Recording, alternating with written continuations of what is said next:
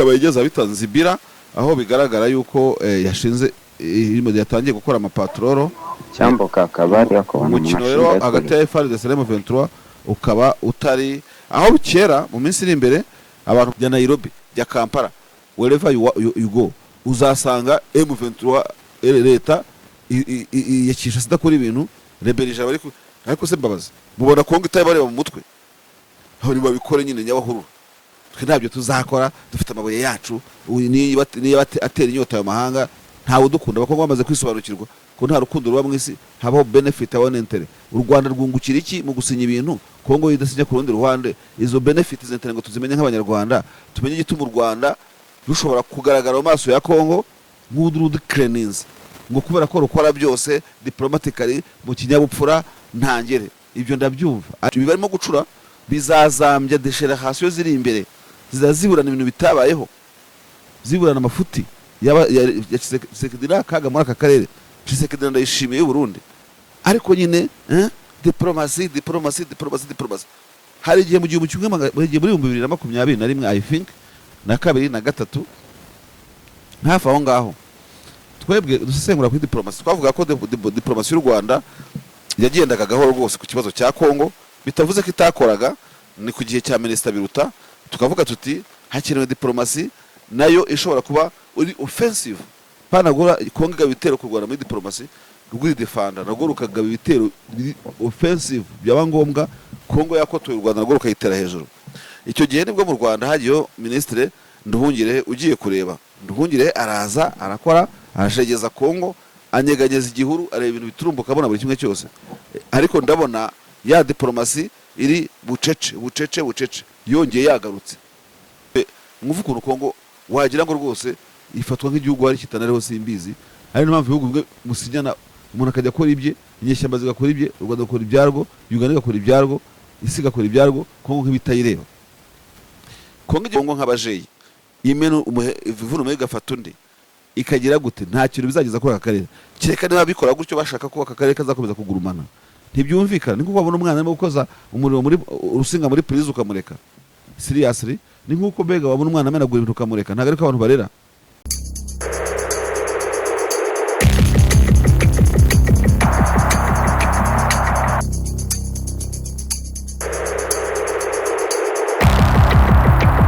reka tuguhe ikaze kandi tugushimire yuko uri inshuti yakadasohoka ya David Mahashale TV yawe TV yacu TV ikugezaho amakuru atandukanye amakuru yibanda ku busesenguzi buganisha kuri politike kandi iyo TV ikabikugezaho iby'imibano n'amahanga ibyo ngibyo byose rero turabigushimiye yuko ujye uba hafi yacu kabisa twagushaka twakubona wewe wakoze subscribe like share na commentaire iyo tuvuga ibi ngibi hari abantu bagira ngo wenda ni routine y'abanyamakuru tu bati buriya umunyamakuru wese ugiye kugira gutya wese agomba kuvuga gutya no ntago ariko bimeze kubera yuko wasize ibinyamakuru byinshi hanyuma uza kuri David Mahashale TV uravuga utereka nje kumva ibyaho uyu munsi ni ku isabato ku itariki ya 9 z'ukwezi kwa 8 abadiveni b'umunsi wa kane mwese aho muri hose turabasuhuje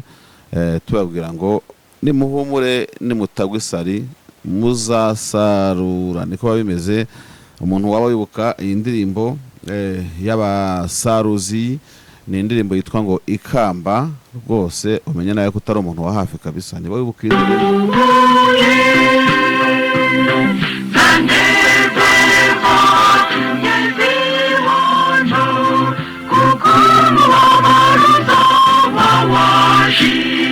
indirimbo z'abantu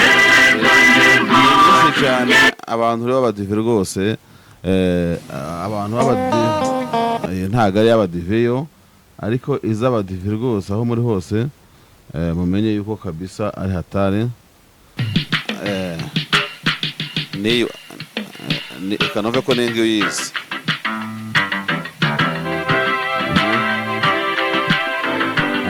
mwese rero mugire ibihe byiza hari indirimbo bita Amabara nayo nabo yizi ntabwo ari gukora amabara ariko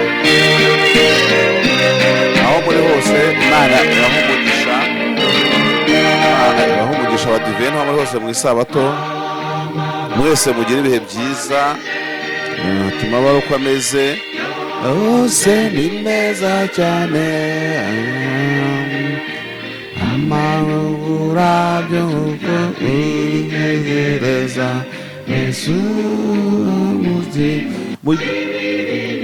rero mwese Imana bagihe umugisha abadivantiste wo muri umunsi wa karindwi kugira ngo mugire isabato nziza mwese mukirize muti umunsi w'umunezero korera abasaruzi rero abakiriho kubera ko iyi korari yaba abasaruzi b'abagenzi nimwe mu makorari umuntu yavuga yuko yagizweho ingaruka zikomeye na jenoside yakorewe abatutsi n'amateka yacu ko muyazi iyo ubajije abantu uti ese iyi korari iracyabaho barakubwira bati se shawo ugire ngo byari byoroshye aho muri hose rero izi korari niba zikibaho ntabwo mbizi manza nta biganiro nta ndirimbo zigisohora icyo navuga ariko haramutse hari abasaruzi bafite indirimbo nshya bazizana tukazinacuranga tukazumva kuko biba ari byiza cyane. Hano harimo umuntu muri ndirimbo uvuga ngo mwarakoze kuririmba tukumva ndi adeperi ariko nta kwaye yigeze indutira abasaruzi yo my godness Imana yari muri mwe.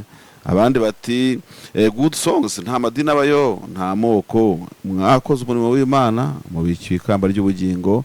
Uwo ni wibabara Claudette ubwira abasaruzi uwo muri adeperi we oh my godness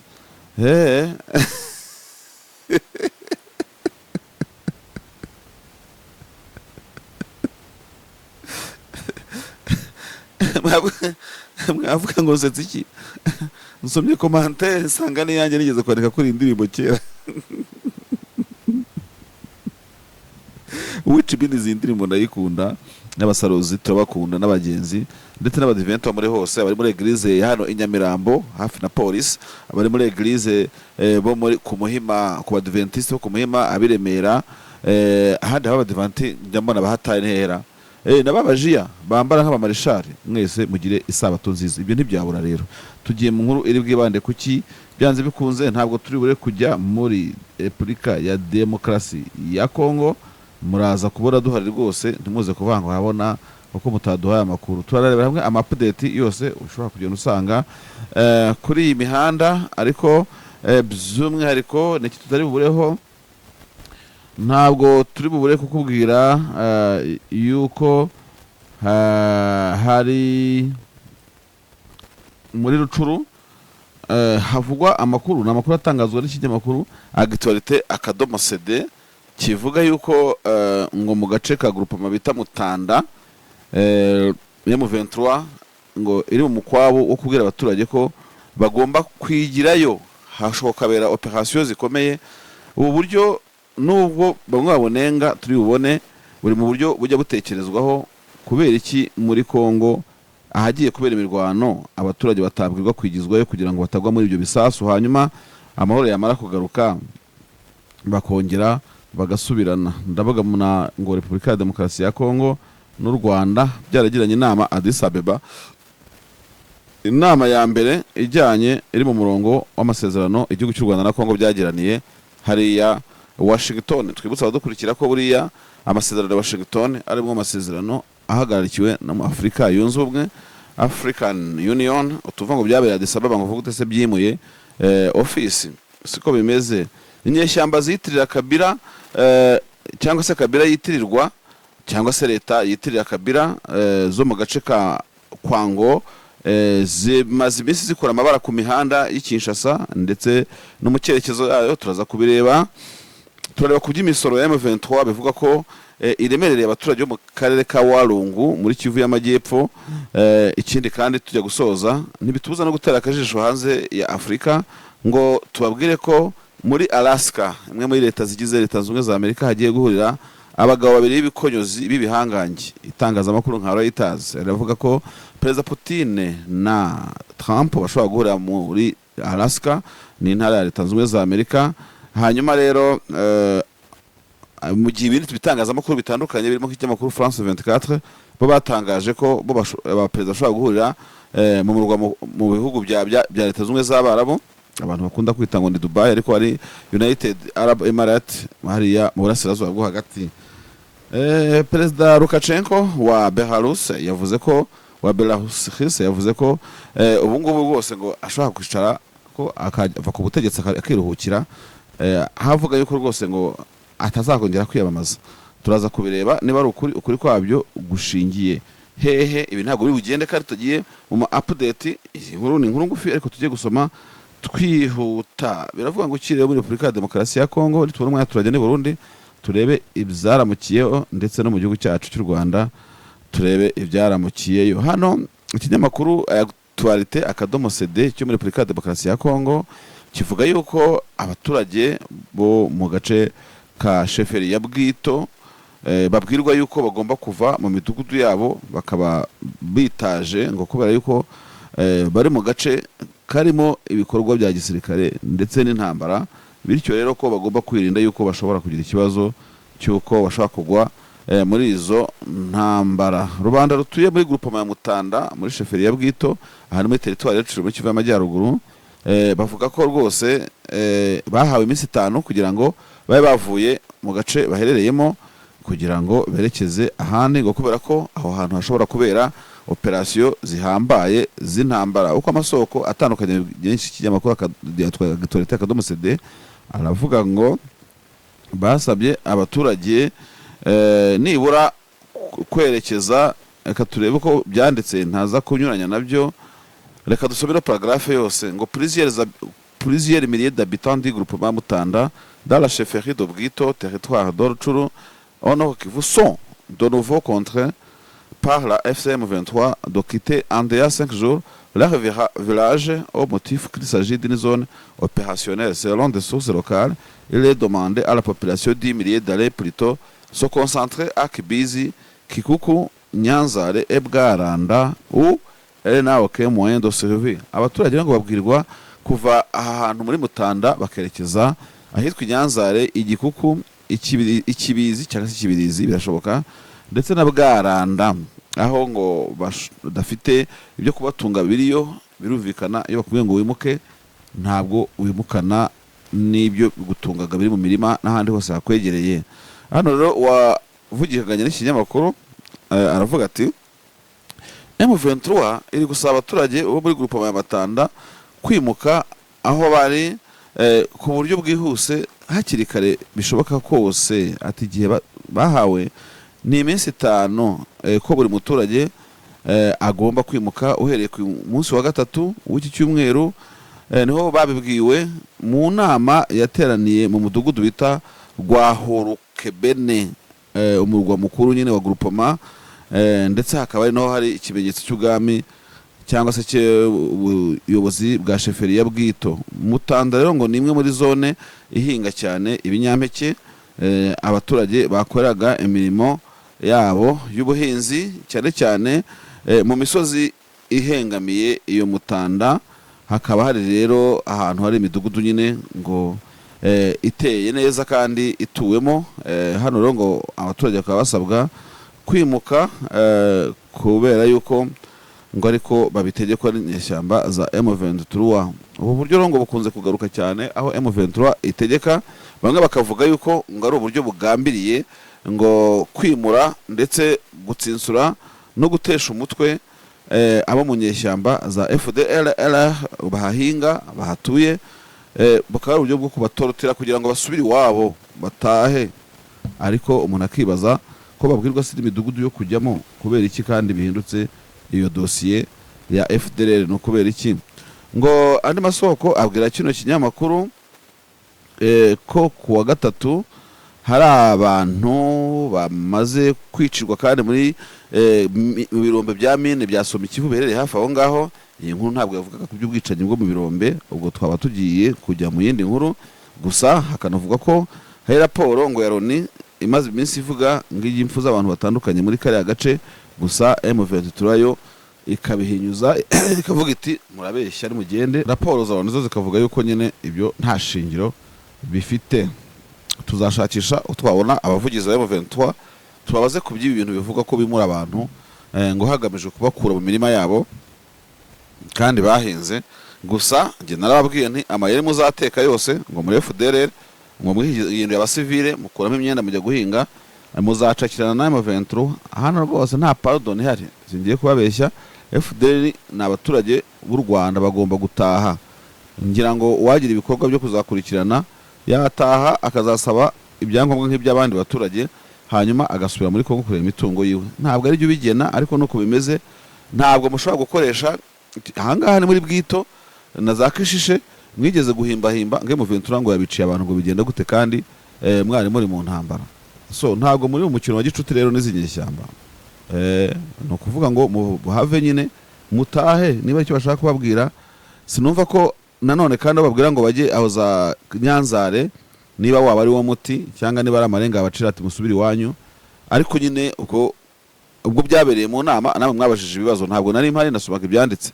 U Rwanda rero na Kongo ngo byakoze inama ya mbere yo kureba uburyo ki ibyasinyiwe Washington bishobora kugenda bijya imbere kandi bikagenda bigerwaho nk'uko nyene byashyizweho umukono. Gusa tukiri ahangaha u Rwanda rumaze iminsi ruratifyinga rwemeza burundu amasezerano rwagiranye na Kongo, haba ku rwego rwa cabinet cyangwa se guverinoma, haba ku rwego rw'inteko ishinga amategeko y'u Rwanda. Imitwe yombi ibyo byose byamaze kuba, ariko bamwe bakavuga bati hariya muri Kongo ho nta kintu kirubahirizwa kugira ngo ibyo byose bishyirwe mu bikorwa. Kubera icyo u Rwanda rwo rwubahiriza ibintu gusa, nk'u Rwanda rwahuye na Kongo muri Addis Ababa, ariko u Rwanda ruzi ko rwamaze gukora ratification y'ibyo rwasinyanye na Kongo i Washington. Ese Kongo yarabikoze?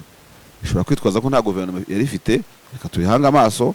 Ariko jewe mbona ko u Rwanda niba ruzi ko hakurya nta cyara ratifyinga no kugira ngo mukomeze mukora n'ibintu bizahomoka simbizi. Jewe navuga nti nzajya ngendera kuri step na Kongo igendeyeho, niba nkoze ratification nabo niba yikore, kuko ikintu cya Kongo cyuko uwo baganira akora ibintu diri faso unilateral wenyine kandi barakoze bilateral affair deal yari bilateral, ariko ifirifiringwa yuzuzwa n'uruhande rumwe no kure mu 23 yibona reba ngo twakoze ibi ngibi kuko tubisabwa na Doha, ariko hakurya ntacyo bakora still bagakomeza bakaganira.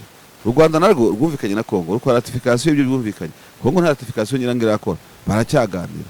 Ese kuki abantu bahoma ibintu bihomoka? Ariko Kongo ni ibihugu biyorora, ibihugu by'u Rwanda, imitwe ya M23, Afrika rero n'abantu bafite ubwenge batekereza bazi ibintu bya good office. Kuki se batabaza bati ese nyamuneka umushinga mwasinye muwugezehe mushyira mu bikorwa hanyuma mubone no gukomereza ku ngingo y'icyanguriye, yaba Qatar yaba Amerika bari mu buhuza bw'ibihugu byo mu Rwanda na Kongo. Nta muntu baza Kongo icyo kibazo. U Rwanda ko rwakoze ratification rukemeza n'intera ikwiye, kuko ntabwo uzubahiriza amasezerano utakoze ratification yayo. Kongo ifite inteko ishinga amategeko kandi niyo guverinoma ihindutse wa continuité d'etat na leta barayifite, ariko kuri kalenda y'ibintu by'ibiganiro by'u Rwanda n'amasezerano yasinywe n'u Rwanda na Kongo bifite calendrier yasimwe mu minsi 120 90 ikindi cyaza bakozwe iki n'ibiki. Yewe twanavuga n'ibyo u Rwanda rukora ntibabyitirira ko wenda ari igikorwa cy'ubutwari, ahubwo ni igikorwa cyo kwemera no kwemeza ibyo wemeye. Byawo ubutwari rutarabyemeye mbere. Na Kongo nta by'ubutwari isabwa, n'ubuseri ahubwo isabwa kugira ngo ikore ibyo ikora. Ariko nyine no sinari ko diplomasi iteye y'u Rwanda ndetse na Kongo, ko Kongo ikora ibintu ntihagire by'amafuta yagiye bigira icyo bibaza. U Rwanda rugora rwiteze yuko rugomba kubikora.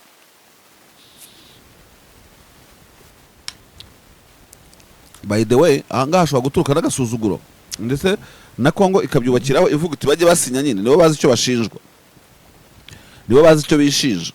Kongo yabivuga iti nibasijye jugujugu batwinjiriye mu gihugu, nibasijye jugujugu bafashe mu 23. Ibyo byose simvuze ko kubikora ari cyo bita byiyandika muri document kako bimeze, alors que ari kubahiriza ibyaganiriweho. Ariko vraiment ntihabeho diplomatie irimo reciprocité, irimo reciprocité igenda icunga n'intambwe ku yindi. Yeti u Rwanda rubazwa n'amahanga ibyarwo, ariko ntabwo ruri muri affaire unilaterale vis-à-vis ikibazo kiri muri Repubulika ya Demokarasi ya Kongo. U Rwanda muri affaire bilatérale, kuko un accord qui a été signé à Washington, c'était un accord entre le Rwanda et la RDC. C'était pas le Rwanda seul, c'était pas le Rwanda d'une façon unilatérale, ainsi de suite. C'était ni mpande ebyiri zikurikirwe na Amerika. Sasa muri za affaire za Kongo n'u Rwanda ndetse na M23 na Kongo harimo ikibazo gikomeye cyane. Abahuza bitaza inshingano zabo bakaziharira rebelligera ko bakomeza guterana amagambo. Hari nk'ibintu byakabajijwe na Amerika, Kongo mugezeho ibi n'ibi, Rwanda mugezeho, u Rwanda rugasobanura ko igasobanura, ariko u Rwanda ushobora gusanga nk'uko urimo kubivuga ariko ruvuga ariko se bageze nko mu cyumba uko turuzi ngo dusinye twenyine ngo twereke ratification y'ibi ngibi, ubwo wenda wasanga umuhuza avuga ngo ntibareba mwakoze ibyanyu. Does it make sense? Ibyo bintu biri seriye.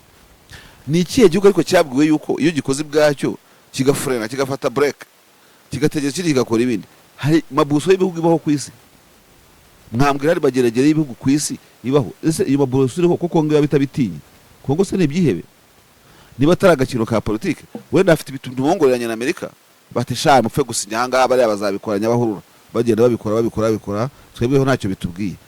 Ariko si u Rwanda ni ryari koko Kongo mu buryo umwe cyangwa ubundi yigeze ishobora gushyira ku ivu Rwanda muri uru rwego?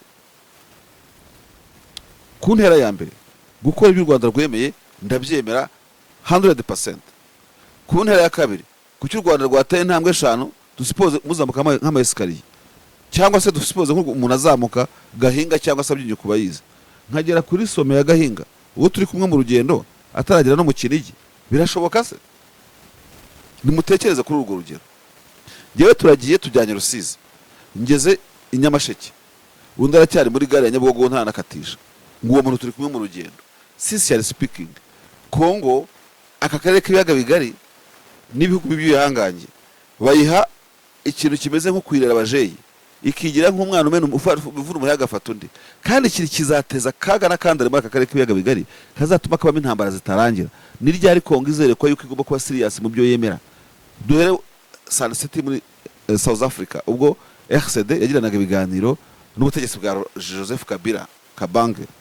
Icyo gihe muzi neza ko basinye ibintu n'ibyakubahirizwa, bakora guverinoma ngo ya M+4 ngo perezida n'abamwungirije 4, ibintu nk'ibyo ngibyo Kongo ntiyabishyira mu bikorwa. Kongo igira amasezerano na CNDP igomba ku itariki 23 z'ukwezi kwa 3/9, na n'ubu ngubu niyo M23 ikuraho izina M23. Urumva March 23 ntiyagira icyo yubahiriza. Jya Nairobi, jya Kampala, wherever you go, uzasanga M23 leta yakisha sidakora ibintu rebelligera ariko se mbabaza mubona Kongo itabareba mu mutwe aho ni babikore nyine nyabahuru.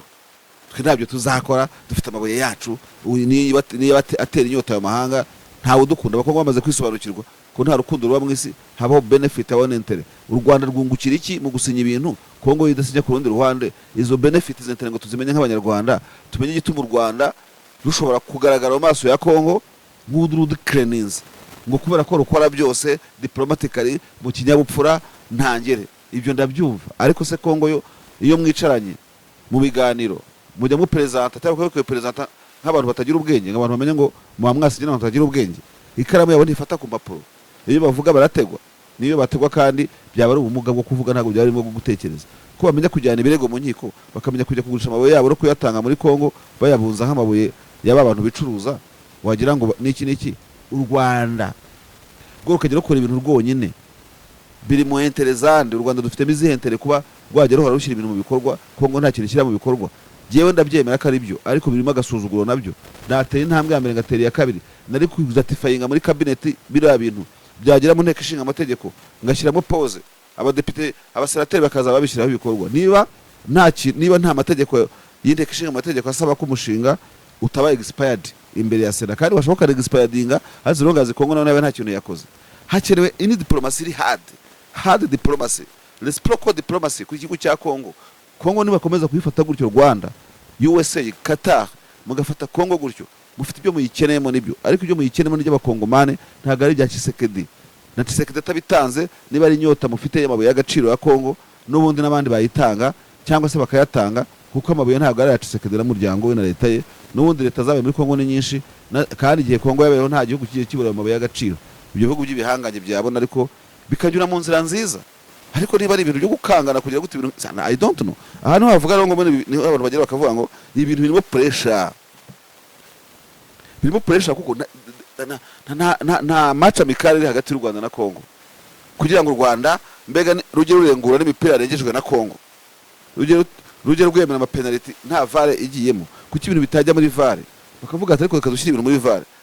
Ariko impamvu bivuga natwe turi abanyarwanda tuzesengura abakongomani bafite agasuzuguro kenshi bareke shawe iratefayinga babikore badutereye igihugu bagira gute barimo gucura ibintu bya genocide ngo muri Kongo ngo genowati u Rwanda ibihugu bireba Kongo zikurega mu nkiko Kongo zikugira gute kandi ibi barimo gucura bizazambya desheration ziri imbere zizaziburana ibintu bitabayeho ziburana amafuti ya Tshisekedi kaga muri aka karere Tshisekedi ndayishimiye y'u Burundi ariko nyine diplomacy hari igihe mu gihe muri 2021 I think na kabiri na gatatu hafi aho ngaho twebwe dusesengura kuri diplomacy twavuga ko diplomacy y'u Rwanda yagendaga gahoro rwose ku kibazo cya Kongo bitavuze ko itakoraga ni ku gihe cya Minister Biruta tukavuga tuti hakenewe diplomacy nayo ishobora kuba uri offensive panagura Kongo igabitero ku Rwanda muri diplomacy rwiri defender nagoro kagaba ibitero offensive byaba ngombwa Kongo yakotoye u Rwanda nagoro kayitera hejuru icyo gihe nibwo mu Rwanda hagiyo ministre Nduhungire ugiye kureba Nduhungire araza arakora arashegeza Kongo anyeganyeza igihuru areba ibintu biturumbuka abona buri kimwe cyose ariko ndabona ya diplomacy iri bucece yongeye yagarutse byabindi byo mu gihe cya Biruta byongeye byagarutse Kongo imeze nk'ivunuma y'igafata undi why how come ko u Rwanda rwandose ibintu Kongo nta ntamwe n'imwe yateye Amerika ntigira ikivuga Qatar ntigira ikivuga izo Africa Union ntigira ikivuga yani u Rwanda baruhamagara Addis Ababa rukagenda rukicarana n'umuntu umeze nk'irondo ryicanye n'umujura bagakorana inama igamije kugira aho berekeza ibyo bintu se birimo ihesasa mu byukuri kuki hatabaho diplomatie de sabotage kandi ufite fact ese ko tuze kuganira Addis Ababa aba bantu bigeze bemeza ibintu ku rwego bikeneweho ese u Rwanda rucekiza amategeko ya Kongo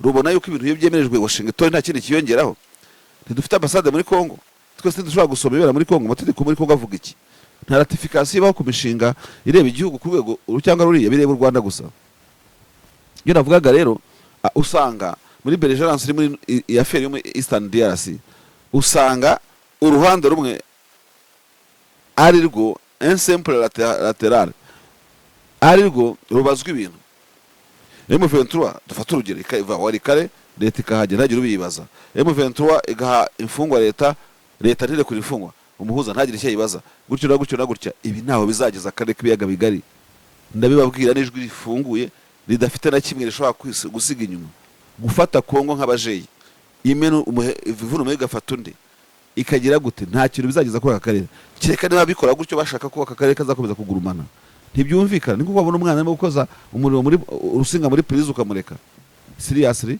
ni nkuko bega babona umwana amenagura ibintu ukamureka ntago ariko abantu barera iriya megalomani iriya complexe de superiorité kuko ifite amabuye y'agaciro kurusha abandi ntago Kongo ifite amabuye y'agaciro ruta miliyoni 14 zituye u Rwanda miliyoni zingahe zituye iki amabuye y'agaciro ya Kongo na amabuye y'agaciro n'ibihugu bigira amabuye yabyo ntabwo aje kuzaba ikibazo cyo gusuzugura abantu bene ngombwa diplomacy y'u Rwanda izongere mandi maraso mashya ariko habeho guhangana na Kongo cyangwa se abantu bahiturwe byose birashoboka how good wakote y'intambwe brethren reka mve kuri ingingo hari ikintu kitumvikana abanyarwanda mu ndangagaciro zacu ntagasuzuguro kabamo ko gusuzugura so ubupfura ni kimwe kubahiriza ibyo wasinye n'ikindi uwo muri kumwe gute iyo ikipe igiye mu kibuga igasanga intini yari bayitera kawo bakavuga ngo ugenda siko babyitangira ngo knockout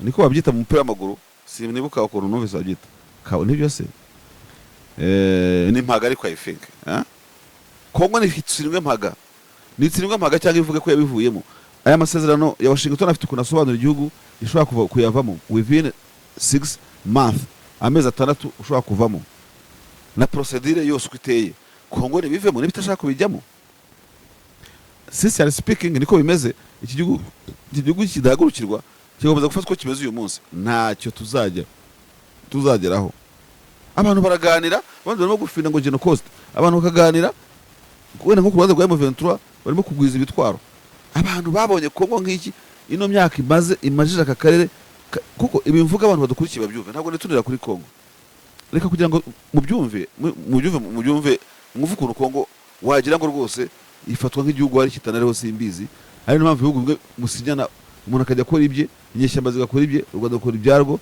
Uganda igakora ibyarwo, isi igakora ibyarwo, Kongo nk'ibitayireba.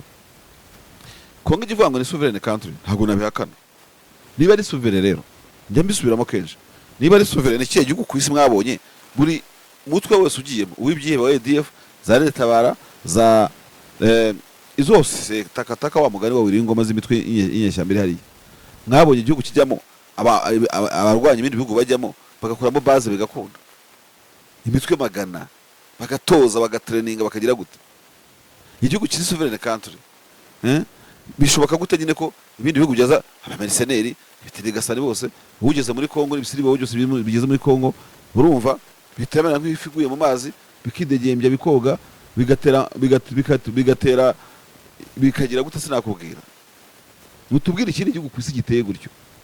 Igihugu abaturage b'abapikizoniye bacyo muri Makara bishwa 2,000, ntagiye n'umuryango international community ngihaguruke, cyangwa se ngo abantu bajyanywe The Hague muri Rahe cyangwa bagire gute? Mutamburira ntisha abanyururu, abana bishyurira minisitiri urimo kubona wahoze ari ubutabera ntisha abana akabarasa, siko byavuzwe, kugira ngo se ntibyabaye koko? Cyakora amaraso y'abana mukozeho nagende yisobanure mu rukiko. By the way, ibyo bintu byumvikana rero gutyo. Kongo mu bwigenge bwayo icyo yita ni nakimenye ikora ibishaka, nyine ugira ikibazo azifu nta gihugu kiriho cyayo. Niba rero Kongo bayibana nk'igihugu kituzuye, bagireke kujya bayisinyisha amasezerano n'ibihugu by'abagabo cyangwa by'abagore, depending n'icyo wemera.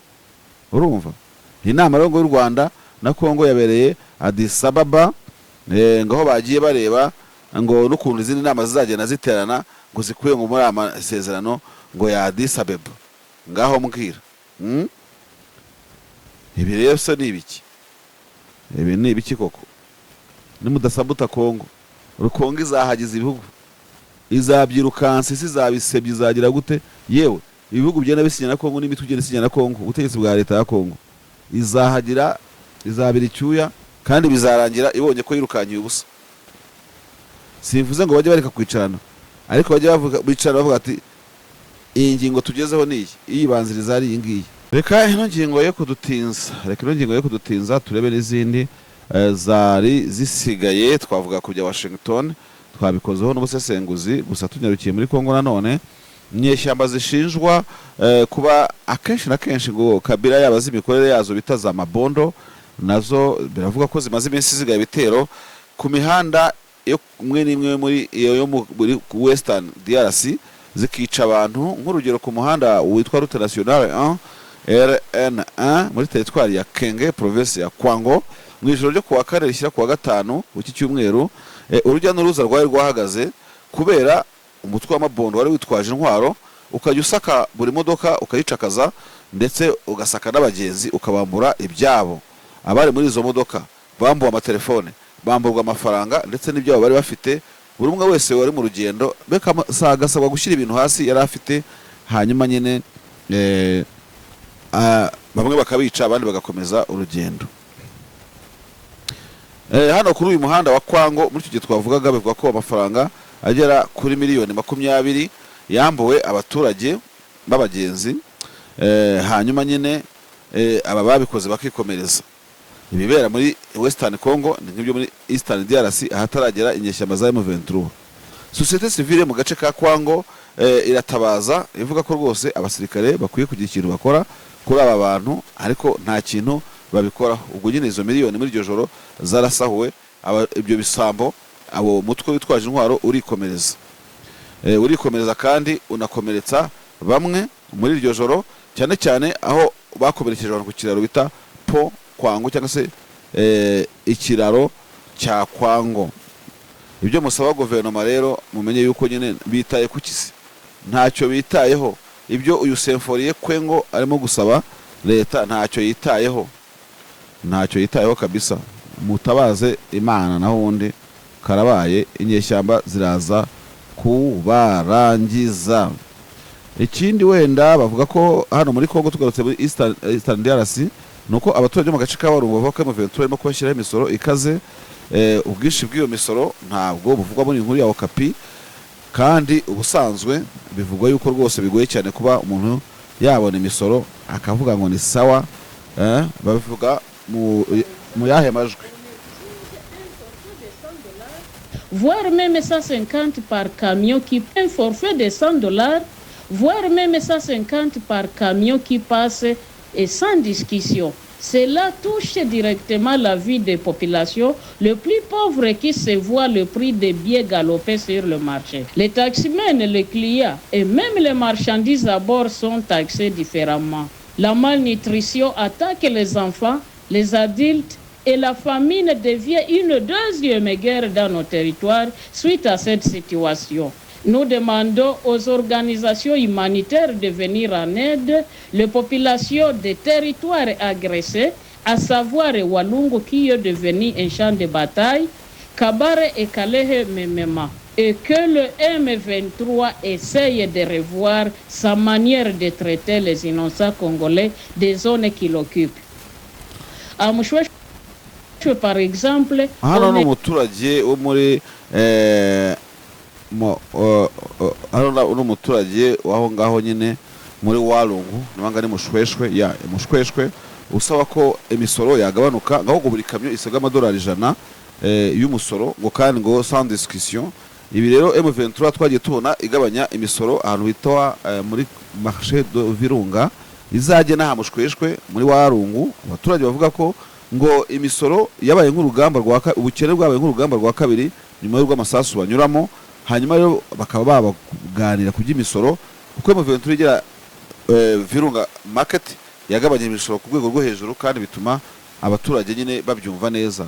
Nta muturage udasora ubaho ku isi, ntago bibaho. Gusora byo muzasora, ariko se muzasora bimeze bite? Bagomba gusora imisoro ishoboka uko ntabwo wasoresha imisoro idashoboka. Amadolari 100 ku ikamyo mumva ko ari ikibazo, ngo bizamura imisoro ibiciro by'ibiribwa uyasoresha gita yakama mu baturage, bityo bigatuma bagira inzara. Ibyo ngibyo rero ubwo abaturage bafite icyo nabo bashobora kubivugaho no kuzabikoraho. M23 nayo ishoboye kwegera abaturage byarushaho kuba byiza kugira ngo nyine bazabashe kuba bari kumwe. Reka turebe amakuru agezweho rero ngo nyuma yuko agace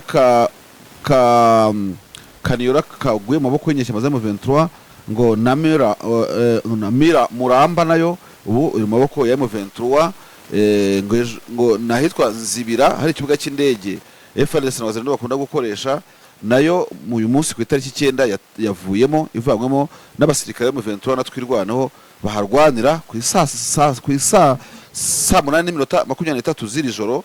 Inyeshyamba za M23 zigaruye agace Kanzibira kari muri ako gace ka Walungu. Iyi Walungu rero twavugaga ruguru imwe n'imisoro myinshi ikaba ishobora kuba ko kiri mu rugamba rukomeye hagati y'inyeshyamba za M23. Izi nyeshyamba zikaba zibo zerekeza ngo mu gace bita Shabunda ndetse mu majyepfo ya Shabunda ndetse ngo no muri Uvira hashobora kuba ari imirongo y'intambara yerekezayo. Agace ka Kaniyora Muramba na Nzibira bakaba uduce tugenzurwa na M23 twirwaneho ubu ngubu.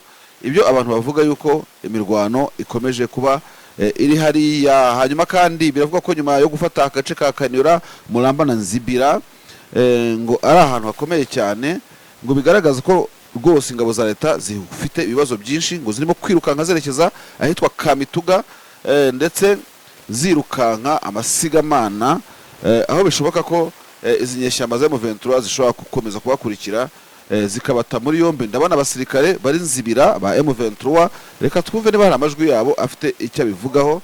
Chamboka kabari yako wana mnashinda ikuli tunashinda mpege tunashinda mpege, lakini vitu haviko tena mwaizi vira vitu vinavuruguka tena. Inakuwa maalert mingi batu kufunga bitu kwanza kimbia ibintu ngo byivanze abantu gutangira kwiruka. M23 jideside mpaka leo ibana Nzibira baisha kwa Kaniola centre, baisha gaula Kaniola centre wote na bazalendo bo asiwa litafika na Mulamba lakini tena asiwa sodawa mwa ba FARDC baisha kimbira. Manake tu vitu habiko bien sasa. Niko nakwambia tuko tu mu maalerte sai, hatujui twende wapi, tugose kunini, tuache nini, njoo ile. Sawa basi, magharibi njema, njombe habari yako. Aho ni Nzibira unasema aha ngaha ni mu gace ka Kanyola Yesu. Sasa nanyi mlikuwa wapi? Maki hakukuwa dawa kufuro ile asubuhi. Tunaona bali kuma ndio pigana kule sana matoro. Ahangana muri Kaniyora hamaze iminsi hafashwe ndabona nyesha maze mu Ventura mu Place de Martyrs de Kaniyora iyi foto maze iminsi muyibona. Oh Seigneur. Basi uyu muturage akaba yemeza rero ko Maki frena bakiria sasa nzibira vile. Tatu lisikuko raforo kule Kanyola je bakatikira tanashi. Pole sana. Hivi sasa mko wapi?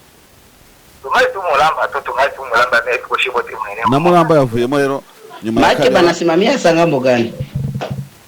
Kule tulikuwa tunajua na Yesu we. Pole. Masasi kingali kule aishaishi. Reka tubashimire ko muri kumwe natwe mukomeje gukurikirana ibiganiro tubagezaho na David Makashare TV. Maki hivi naweza sosha kwa gufro. Mukomeze gukora subscribe, like ku nkuru zacu na commentaire. Ibiganiro byacu kuri uyu munsi n'ubundi birakomeza kugenda bageraho igihe ku kindi. Ahangaha ni Kaniyora M23 igaruriye mu masaha hafi 72 yatambutse nyuma ya Kaniyora Mulamba yari igaruriwe aho ni mu gace kaza Walungu epfiriya ndetse ubu ikaba igeza bitanzibira aho bigaragara yuko yashinze irimo yatangiye gukora amapatroro cyambo kakabari yakobana umukino rero hagati ya FARDC na M23 ukaba utari aho bukera mu minsi iri imbere abantu baraza kwa upgradinga aya makuru bavuge ko imirwano ishobora kuba yaratangiye byanyabyo